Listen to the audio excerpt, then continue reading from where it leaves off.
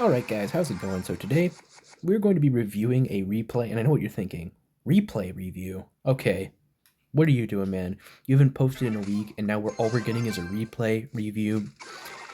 And, you're right, that's fair. But it's 3 a.m. for me, and I just don't feel like making a real video, and it's been too long. I've been super busy over the holidays.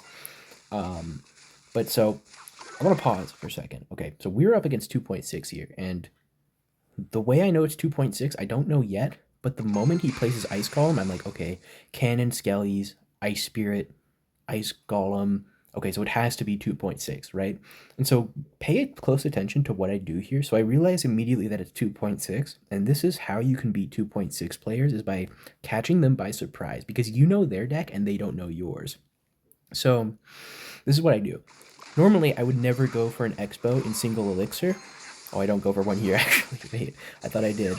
But like I go for a Tesla here because I'm expecting to cycle to a hog. But now that my cycle is a lot better, here's what I do. I go for an Expo here at the bridge because here's what I know.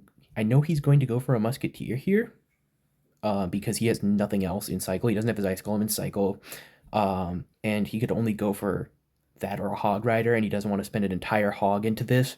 So he's just going to go with the Musketeer, and if he has the Hero Musketeer, he's even more likely to go for it because he's just going to, spam the ability at 0, right? So I go for the Expo, and knowing what his deck is, and I wouldn't be able to do this if I didn't know his deck, but because I know his deck, I just play a Knight before he can even react, and then he actually goes for the Hog Rider as well, which I think was a big mistake because I had my Tesla supporting it, and I could just log it, and now I'm in a really good position here, so yeah, I always say never go for Expos in single elixir, but in this situation, it actually was worth it because I knew exactly what he was playing because no other deck runs Ice Golem, Cannon, Ice Spirit. Like it just doesn't exist, right? There are no other decks that run that. Oh, excuse me. So I immediately knew what I was getting myself into. So here I just cycle things from the back. I'm in no rush here. He is the one who has to make a play and get damage on my tower. But as you can see, I'm going to get impatient and go for offense anyway.